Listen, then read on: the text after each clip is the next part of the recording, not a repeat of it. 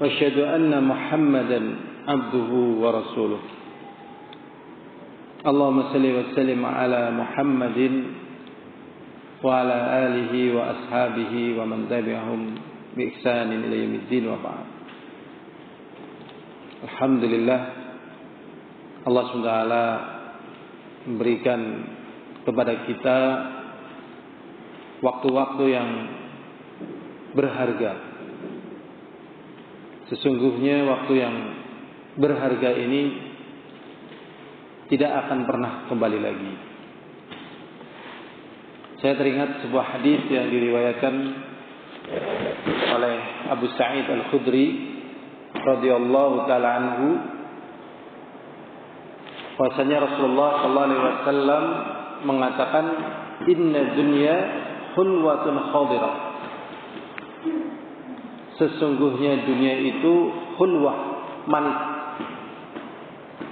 Karena rasanya manis, orang ingin mendapatkan dunia. Jadi Rasulullah sallallahu alaihi wasallam dalam hadis Abu Sa'id Al-Khudri mengatakan, inna dunya hulwatun, manis, khadirah. Khadirah itu hijau. Sehingga karena warnanya hijau, itu orang ingin melihatnya. Manis ingin merasakannya. Hijau ingin melihatnya. Dan biasanya kalau sudah melihat, ingin apa? Memiliki. Fa innakum mustakhlifukum fiha. Sesungguhnya kalian itu diberi amanah di dunia ini. Fayanzuru kaifa ta'malun. Maka lihatlah bagaimana yang dilakukan. Fattaqud dunya wattaqun nisa. Kemudian Rasulullah sallallahu alaihi wasallam mengatakan, fattaqud dunya, maka hati-hatilah terhadap dunia. Wattaqun nisa, dan hati-hatilah terhadap wanita. Fa inna bani Israil halakat fin nisa. Sesungguhnya Bani Israil rusak ataupun hancur disebabkan karena wanita. Jadi Rasulullah sallallahu alaihi wasallam menggambarkan dunia dengan keadaan yang sangat menarik. Menarik karena hijau tatkala dilihat, dan menarik karena manis tatkala dirasakan. Tetapi kita di dunia ini sebagai hamba yang mendapatkan amanah untuk menjadikan dunia ini adalah kampung akhirat. Sehingga tatkala manusia tertipu dengan perkara dunia, maka sesungguhnya dunia yang dia miliki itu semuanya bukanlah sesuatu yang dia cari untuk menyelamatkan dirinya. Jadi setelah dia mendapatkan dunia, atau dia tidak mendapatkan dunia tetapi dia tidak mengetahui bagaimana sifat dunia, ternyata dunia itu bukanlah perkara yang sesungguhnya dia cari. Allah SWT berfirman, Allah Subhanahu wa taala berfirman di dalam Al-Qur'an, "Wa man zuhziha 'anil nar wa udkhilal jannah faqad faz. Wa mal hayatud dunya illa mata'ul ghurur." Sesungguhnya orang yang dijauhkan dari api neraka, wa udkhilal jannah, dan dimasukkan ke dalam surga, itulah yang beruntung. Jadi sesungguhnya keberuntungan itu adalah tatkala dimasukkan ke dalam surga. Ya, padahal kesempatan untuk masuk surga adalah tatkala di dunia ini. Jadi kesempatan masuk surga adalah tatkala di dunia ini. Jadi di dunia inilah sejatinya peluang bagi manusia, apakah dia akan masuk surga ataukah masuk neraka. Kemudian Allah SWT berfirman, wa mal hayatud dunya illa mata'ul ghurur. Dan tidaklah kesenangan dunia itu adalah kesenangan yang menipu. Sehingga tatkala Allah SWT memberikan kepada kita waktu-waktu untuk kita hadir di majelis ilmu, di majelis yang kita mengingat nama Allah, di pengajian kita mengingat agama Allah, kita mempelajari tentang halal dan haram, kita mempelajari tentang najis, kita mempelajari tentang sahnya diterima amalan, kita mempelajari tentang doa tatkala sakaratul maut. Allahumma a'inni ala sakaratul maut wa ghamaratil maut. Ya Allah, sungguh aku berlindung dari sakaratul maut dan kedahsyatan tatkala sakaratul maut. Dan kita juga belajar tentang husnul khatimah, tentang ikhlas, tentang menjauhi perkara-perkara yang syubhat. Sesungguhnya ini adalah hakikat dari kehidupan dunia yang sesungguhnya. Hakikat dari kehidupan dunia yang sesungguhnya. Tetapi kalau dipalingkan dari perkara yang demikian ini, wa mal hayatud dunya illa mata'ul ghurur. Tidaklah kesenangan dunia adalah kesenangan yang menipu. Sehingga orang yang sudah mendapatkan dunia, dia ingin mendapatkan lagi. Tidak puas. Dan ternyata dunia tidak menyelamatkan dirinya. Allah SWT berfirman, ma aghna anni maliyah halaka anni sultaniyah. Allah SWT berfirman, ma aghna anni maliyah, ternyata hartaku tidak mampu menyelamatkan diriku dari hisab, dari siksa. Halaka anni sultaniyah, dan ternyata kekuasaanku menjadi sebab kebinasaanku. Inilah kehidupan dunia yang sering menjadikan orang itu panas, sering menjadikan orang itu emosi, sering menjadikan orang punya ambisi, bersaing, mengejar, tidak mau ketinggalan. Padahal ini perkara yang membuat capek, perkara yang membuat manusia itu kecewa. Maka supaya kita tidak terjebak pada perkara tersebut, mau nggak mau kita menyemangati diri, baik diri kita, keluarga kita, masyarakat kita, untuk datang, untuk belajar kepada agama Allah Subhanahu wa Ta'ala. Karena ini yang akan menjadi penyelamat dari segala apa yang Allah SWT telah berikan kepada kita. Jadi penyelamatnya ini kesehatan kita, keluarga kita,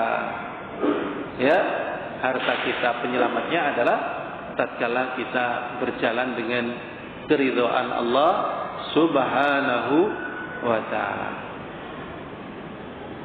Dan keridhaan Allah Subhanahu wa Ta'ala tidak mungkin dicapai kecuali dengan kita mengetahui agamanya. Dan tidak mungkin kita mengetahui agamanya kecuali kita mempelajarinya.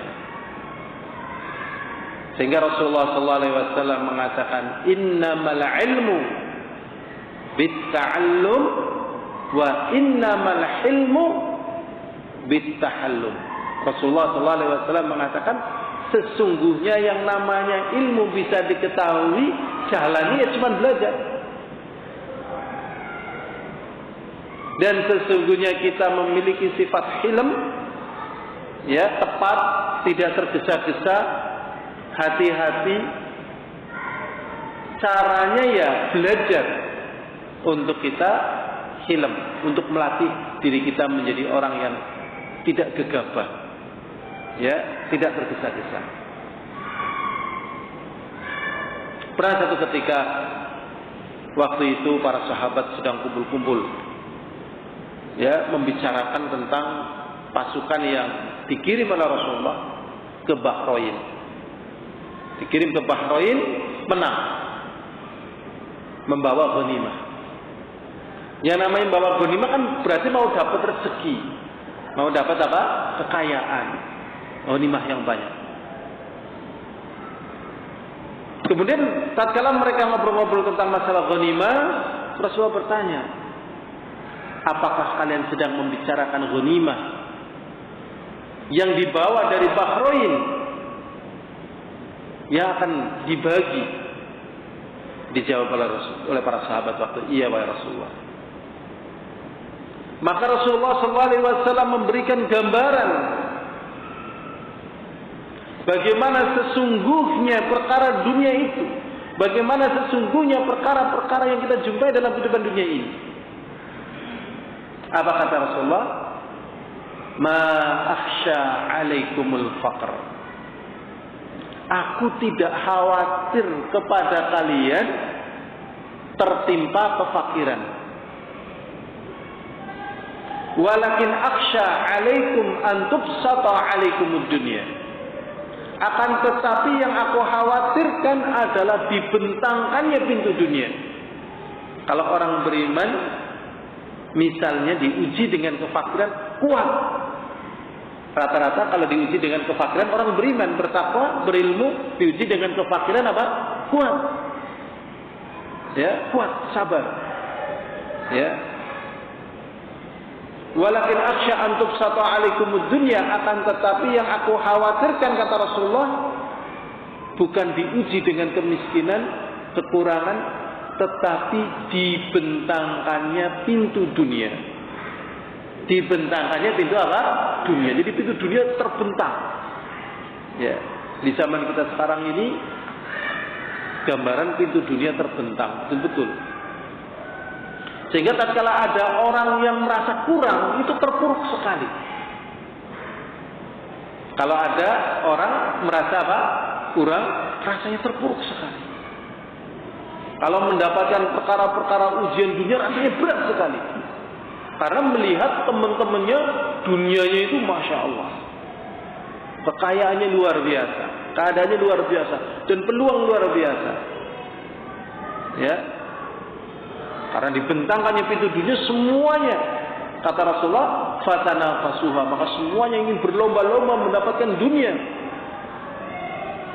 Kama tanafasuha, sebagaimana mereka juga berlomba-lomba. Fa ahlakaskum, maka akhirnya kalian binasa. Binasa di sini bukan berarti mati. Binasa di sini bukan berarti apa? Mati. Tetapi makna binasa adalah kamu tuh sudah nggak perhatian lagi terhadap agama, ngaji bebel gitu loh, secara umum. Ya, ngaji bebel, sholat bebel, ya, belajar ilmu agama bebel. Tatkala sudah bebel yang demikian itu, maka ilmu agama menjadi perkara yang dilupakan.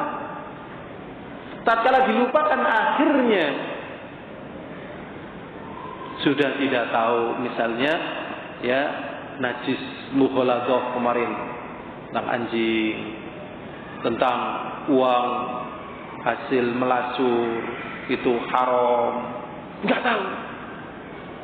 Ya, tentang hal-hal yang banyak sekali yang telah ditulis oleh para ulama. jadi nggak tahu. Padahal ada, tapi karena tidak dipelajari, jadi tidak tahu. Tatkala tidak tahu, ya akhirnya tidak diamalkan. Akhirnya lama-lama agama pudar. Padahal agama inilah yang akan menjadi sebab seseorang bisa selamat di dunia dan selamat di akhirat. Al-hadirun rahimani wa rahimakumullah. Kita masih mempelajari kitab Bulughul Maram, kitab fikih. Dan memang kita pilih semoga tepat ya. Tepat, tapi kalau cuma belajar fikih aja kayaknya ya kurang tepat ya, karena kita juga butuh yang lain. Maka kadang di dalam mukadimah saya sisipi sebagai pengingat. Tetapi kalau kita misalnya dibahas tentang masa ingat-ingat saja, kita juga butuh ilmu fikih. Ilmu fikih tetap penting ini. Ya. Paling enggak ya kita jadi kenal. Nih dulu ada ulama nulis bukunya, kita pelajari. Kita bisa cerita ke cucu. Cuk, nih mbah nih belajar kitab Bulughul Maram. Kamu udah pernah dengar belum kitab Bulughul Maram? Nah, ini bisa kita ceritakan. Al-hadirun azani wa azakumullah. Kita telah sampai pada hadis yang ke-10 di dalam kitab Bulughul Maram. Hadis yang ke-10. Bulughul Maram artinya apa ya? Bulugh itu artinya apa? Sampai. Maram artinya apa? Sasaran. Tepat kena sasaran. Fi adillatil ahkam, tentang dalil-dalil hukum agama. Dan kita sampai hadis yang ke-10. Hadisnya yaitu dari Anas bin Malik radhiyallahu anhu. Hadisnya dari Anas bin Malik, semoga Allah meridhoinya. Qala, Anas bin Malik berkata, "Da'a a'rabiyyun fabala fi ta'ifatil masjid fazajarahu an-nasu fanahahum Rasulullah sallallahu alaihi wasallam falamma qada bawlahu amara an-nabiy sallallahu alaihi wasallam bidhanubin min ma'in fa ukhriqa alaihi." Muttafaqun alaihi. Di sini di dalam hadis Anas bin Malik beliau mengatakan jaa a'rabiyyun. Dikisahkan datang seorang Arab Badui. Seorang Arab apa? Badui. Sekarang apa masih ada orang Badui? Masih. Ya, orang Badui apa? Masih ada, ya. Badui masih ada. Ya. Allah SWT berfirman, ya innal a'rab asyaddu ya kufran wa nifaqa. Tapi ya tidak semua ya, cuman dalam ayat Al-Qur'an Allah katakan sesungguhnya orang Badui itu asyaddu kufran, sangat keras kekufurannya, wa nifaqa, dan kemunafikannya. Ya. Jadi orang Badui sebatas yang saya lihat tatkala perjalanan darat di Yaman dan perjalanan udara juga, ya kita pernah jalan darat melewati lautan padang pasir, ya, melalui lautan padang pasir tidak ada rambu-rambu. Ternyata pada lautan tapi padang pasir, ya bukan jalan raya, kita lewat lautan padang pasir itu. Ternyata ada orang tinggal di tengah lautan itu. Nah ini namanya orang apa? Badui. Jadi tidak ada tetangganya. Ya mungkin ratusan kilometer ke sana, ratusan kilometer ke sana, nggak ada tetangganya. Wah, bagaimana bayangannya coba ya? Kalau kayak kita kayaknya tidak bisa, karena kita pagi-pagi kan mungkin sudah beli sayur ya kan. Nanti mereka ini orang Badui. Rasulullah SAW mengatakan datang orang Badui, fabala fi ta'ifatil masjid. Ternyata dia kencing di pojok masjid. Dia kencing di mana? Pojok masjid. Tapi masjidnya nggak seperti ini. Jadi masjid Rasulullah SAW yang ada di Museum Asmaul Husna depan Masjid Nabawi, luasnya itu 50 kali 50 meter. Besar ya? Besar apa? Besar Pak? Besar. 1400 tahun yang lalu. Segitunya coba bayangkan. Kenapa? Nggih. Cuman pagar tok kayak gini. Pagar sisanya depan itu ada semacam kayak blek TP gitu, paling 100 meteran. Nah, sisanya kosong kayak gitu. Sehingga orang Arab Badui ini tidak tahu kalau masjid itu adalah tempat yang dimuliakan. Nggak boleh buat kencing, nggak boleh buat jualan, nggak boleh buat maksiat. Bahkan tatkala masuk masjid hendaknya apa? Salat tahiyatul masjid. Ini malah kencing. Ini malah apa? Kencing. Kira-kira kalau misalnya ada orang kencing di sini, apa yang kita lakukan coba? Coba bayangkan ya. Memang di zaman Rasulullah ya masjid seperti itu sudah bagus sekali. Ya, Masjid Nabawi di zaman sekarang ya bagus sekali. Ya, dulu seperti itu kan zaman dulu ya kan. Ya. Di sini ya, tatkala kencing di masjid ya, fazajarahun nas, maka manusia itu mencela, jangan kencing situ, jangan kencing situ. Dilarang. Karena tahu masjid bukan untuk seperti itu, tapi untuk ngaji dan seterusnya. Ya. Fanahahum Rasulullah sallallahu alaihi wasallam. Maka Rasulullah melarang, jangan kamu larang, jangan.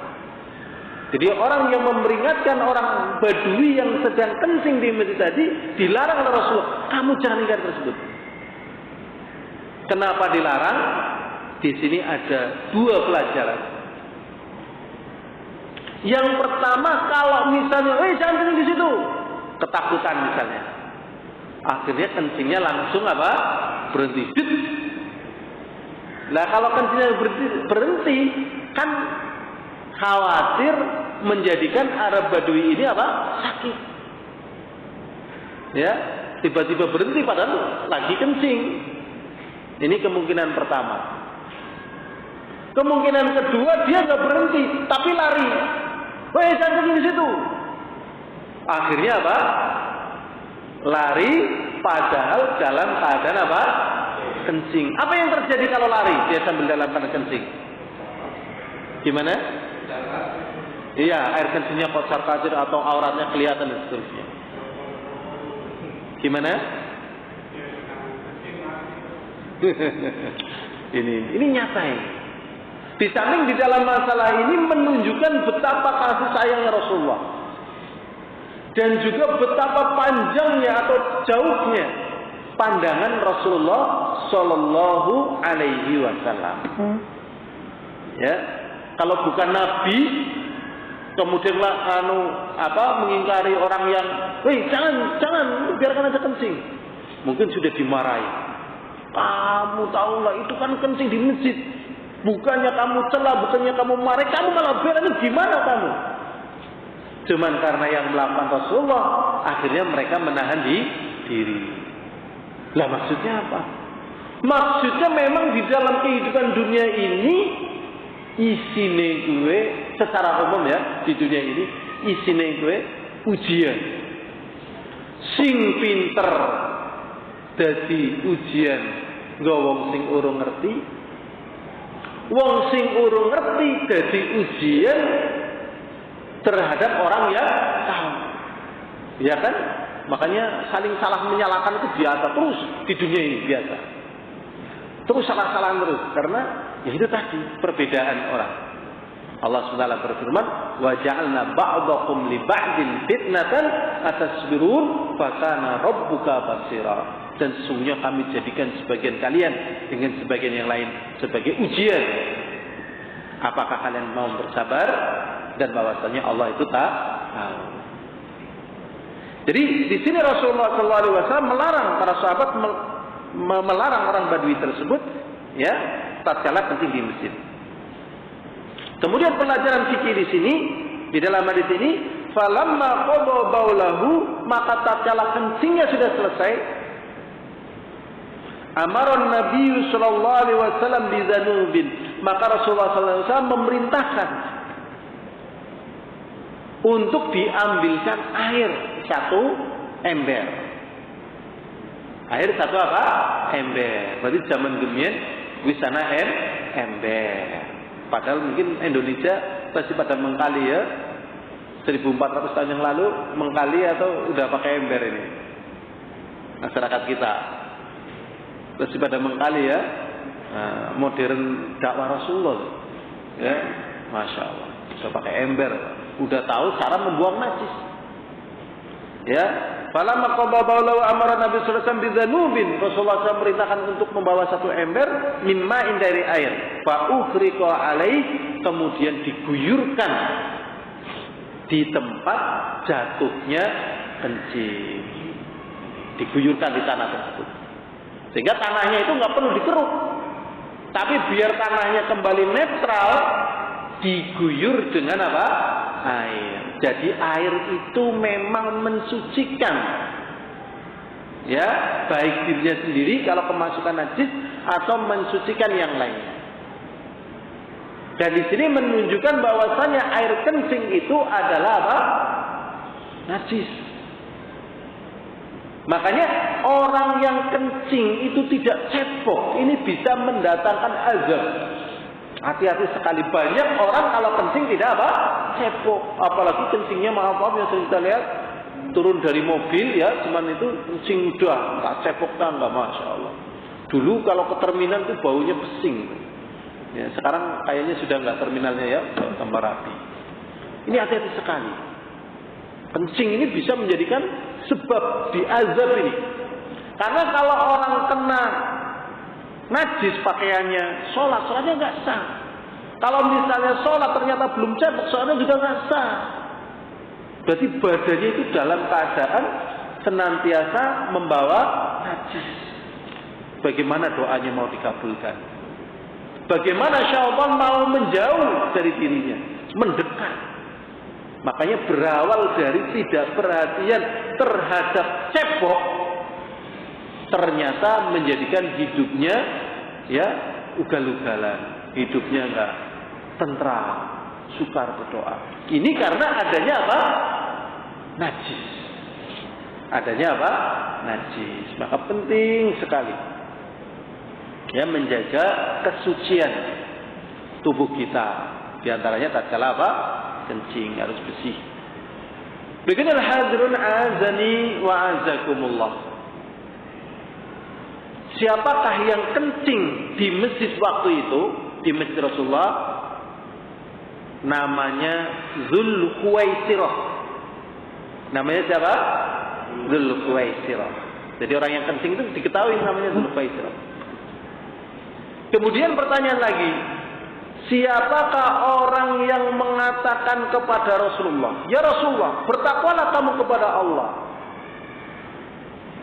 bagilah harta ghanimah itu dengan hukum Allah. I'dil, adillah engkau ya Rasulullah, fa innaka lam tu'dil, sesungguhnya engkau itu belum berbuat adil ya Rasulullah. Rasulullah jawab, loh kalau saya nggak bisa berbuat adil, siapa lagi? Siapakah orang yang mengatakan ini? Sama Dzul Khuwaisirah. Tapi ketahuilah Dzul Khuwaisirah yang kencing di masjid ini sahabat Nabi.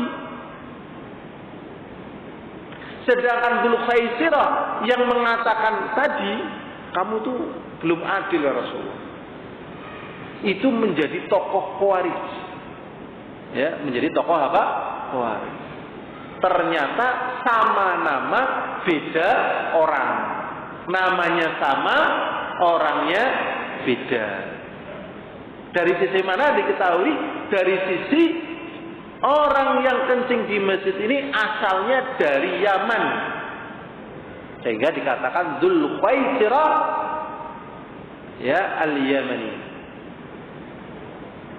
Dari Yaman. Sedangkan yang mengatakan tadi itu, wahai Rasulullah, kamu itu berhukum dengan hukum Allah Rasulullah, kamu belum adil. Adil Rasulullah. Itu dari Najd An-Najdi. Jadi ini seorang sahabat karena belum tahu hukum masjid. Ya, jadi masjid nggak boleh untuk hal-hal seperti itu. Dikotori nggak boleh, gitu ya. Tapi karena belum tahu ya kadang terjadi. Sebagaimana para sahabat waktu itu belum tahu hukum sholat itu nggak boleh berbicara. Ternyata tatkala mereka sholat mereka saling ngobrol sesama mereka. Masya Allah. Ya, karena memang belum tahu. Jadi mereka sholatnya khusyuk, memuliakan masjid, menjaga dari najis, disebabkan karena apa? Belajar. Disebabkan karena apa? Belajar. Belajar sama Rasulullah Sallallahu Alaihi Wasallam. Ini hadis yang ke-10 di dalam Kitabul Maram, ya, tentang cara membersihkan najis, ya, cara membersihkan najis, ya. Yang di sini contohkan yaitu di masjid yang dikencingi, ya, yang terkena air kencing. Ini Rasulullah SAW berfirman tentang masjid, Inna hadhil masajid la taslu li syai'in min hadzal baul wal qadar wa inna ma hiya li dzikrillah wa qiraatul Qur'an. Dalam hadis yang lain Rasulullah mengatakan kepada Dzul Khuwaisirah, sesungguhnya masjid ini enggak boleh untuk kencing, ya, dan kotor.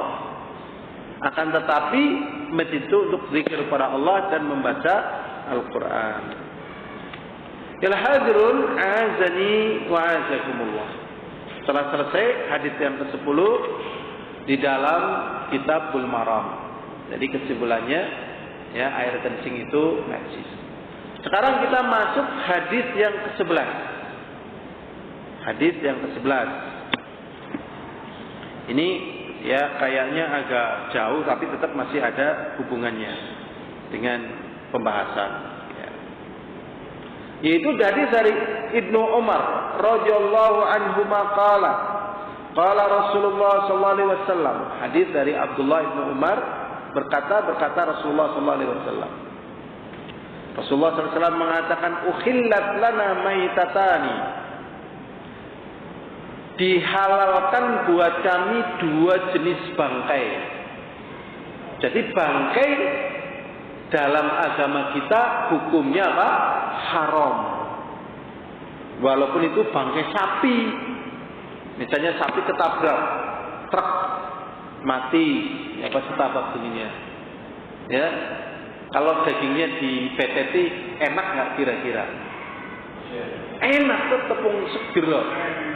Apa? Enak. Eman-eman apa enggak? Eman-eman.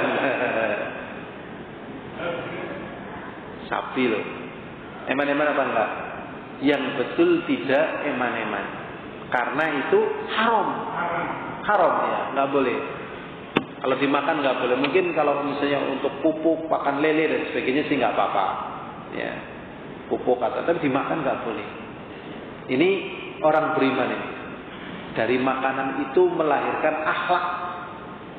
Ya, sudah pernah dengar hadis yang menjelaskan keringat Rasulullah itu baunya harum?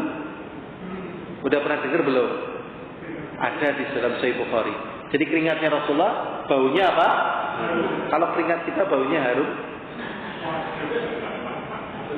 Kecut. Kenapa kok kecut? Itu faktor makanan.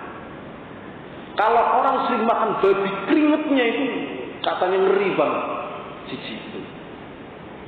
Ya, kalau orang sering makan babi, keringetnya ngeri. Kalau orang sering makan brambang juga keringetnya bau. Orang sering makan jengkol, pete, air kencingnya juga bau, iya kan? Iya, iya kan? Air kencing kan bau disebabkan makanan jengkol dan sebagainya. Atau durian, wah durian itu kalau buang nanti baunya ya durian. Itu menunjukkan bahwasanya makanan itu mempengaruhi tubuh kita dan akhlak kita. Dan orang makannya babi, akhlaknya ya kayak apa? Babi. Betul itu. Lah akhlaknya babi siapa ya? Orang duit cemburu. Orang duit apa? Cemburu. Iya, nggak punya cemburu. Jadi babi kan Ya kehidupannya kayak gitu ya. Orang dicemburu, jadi ya kayak gitulah. Ya kewan, babi kayak gitu kan, masya Allah, nggak punya cemburu. Sehingga orang yang makanannya babi juga nggak punya cemburu. Kalau istrinya sama orang ya diganggu, digoda ya biasa banget. Karena panganannya apa? Babi. Gimana? Terpengaruh ya. Nah, ini makanya kita jangan makan yang haram. Termasuk jenis makan yang haram zaman dahulu ada. Itu kadang kan kita sudah pernah. Jadi gini di masa jahiliyah, mungkin di zaman itu juga ada. Misalnya kepengin daging ayam. Biar kita nggak rugi, tapi kita tetap makan daging ayam, kita cukup potong seliwinya. Kira-kira ayamnya mati apa tidak? Mati nggak? Enggak, potong seliwinya grill, dipetadin, diperban. Seliwinya bisa digoreng nggak? Bisa. Ini hukumnya tetap haram. Karena apa? Bangkai. Ini bangkai. Masya Allah. Ya, bangkai. Di sini Rasulullah SAW mengatakan uhillat lana maitatan. Ada 2 bangkai yang dihalalkan buat kita, kata Rasulullah. Bangkai tapi halal. Ini bangkai tapi halal. Tapi cuma 2. Lainnya haram. Kalau pembahasan halal dan haram, yang disebut itu yang haram. Kenapa? Karena yang halal jauh lebih banyak. Yang haram jauh sangat sedikit. Kalau kita belajar yang banyak kan berat, hari belajar sedikit. Ya. Tapi kalau bangkai semuanya haram. Semuanya haram. Lah yang halal cuma 2. Ya. Wadaman dan 2. Ya, 2 jenis bangkai halal dan 2 jenis darah itu haram. Berarti darah itu hukumnya apa? Haram. Ini didih itu halal apa haram? Haram. Walaupun banyak orang jual didih, ya karena didih sapi kan gedenya sebaskom. Ya gedenya sebaskom dirajang-rajang, jere rasanya enak ya. Gimana? Lah, rasanya tambah darah. Ya. Jadi kalau misalnya mau tambah darah, ya ditransfusi. Tapi kalau tambah darah makan didih, masuknya ke perut. Nah, bukan ke apa? Bukan ke mana?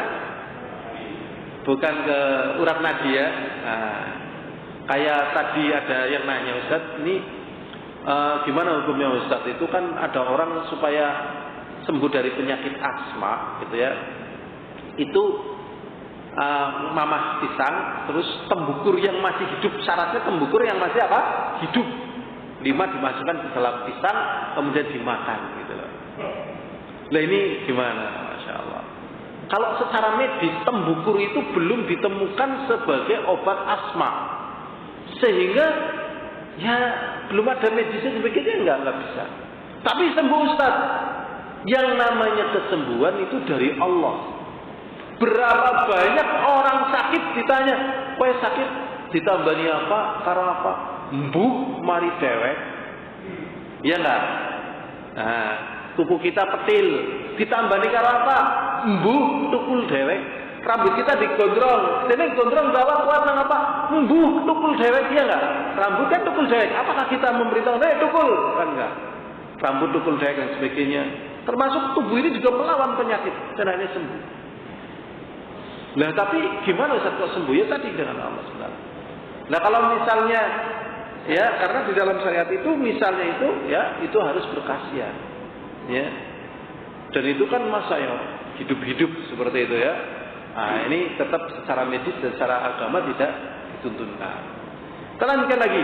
Jadi ada 2 jenis darah yang halal dan 2 jenis bangkai yang halal. Rasulullah SAW mengatakan fa'ammal maitatan fal jaradu wal hu. Adapun 2 bangkai yang halal adalah bangkai belalang dan bangkai ikan laut, ikan hiu, ikan air, semuanya itu halal. Kemudian dibahas yang berhubungan dengan ini, misalnya ada belalang terjatuh di air dalam keadaan mati, kemudian berubah bau, warna dan rasa terhadap air tersebut, maka air tersebut tetap dalam keadaan apa? Suci. Ini pembahasannya kalau ditarik. Ya. Kadang kita kan hubungannya apa sih? Imam Ibnu Hajar Asqalani membahas hadis ini kok di bab ini gitu kan? Karena antara bab dengan hadis harus berkesesuaian. Cuman kadang ulama masukkan gitu loh. Tapi kita tidak mikir-mikir apa. Wa ammad zaman, adapun dua darah yaitu al-kabid, hati, wa tihal, dan juga tihal artinya apa ya? Rempela apa ya? Rempela sama hati. Ya, itu atau jantung kurang lebih lah. Jeroan itu. Karena hati itu seperti darah, tapi sebenarnya dia bukan darah. Gabit gitu. Hati itu halal. Halal. Kemudian misalnya kita makan daging ayam, ternyata di selaput-selaput itu kan di tulang-tulangnya kadang ada kayak darah gitu. Nah, itu juga halal. Karena itu sebenarnya itu bukan darah itu. Kalau dari cuci masak ternyata di situ ada kayak darah itu. Itu halal. Ini qadarullah masyafal, waktunya telah habis. Ya, semoga bermanfaat. Ya, jadi ya agama kita itu agama yang menjaga kesucian, ya, dan juga menjaga kehalalan. Suci menjadikan badan kita bersih, ya, halal menjadikan jiwa kita juga apa? Bersih. Ini saja yang sampaikan, semoga ada manfaatnya. Subhanakallahumma bihamdika asyhadu an la ilaha illa anta astaghfiruka wa atubu ilaik. Assalamualaikum warahmatullahi wabarakatuh.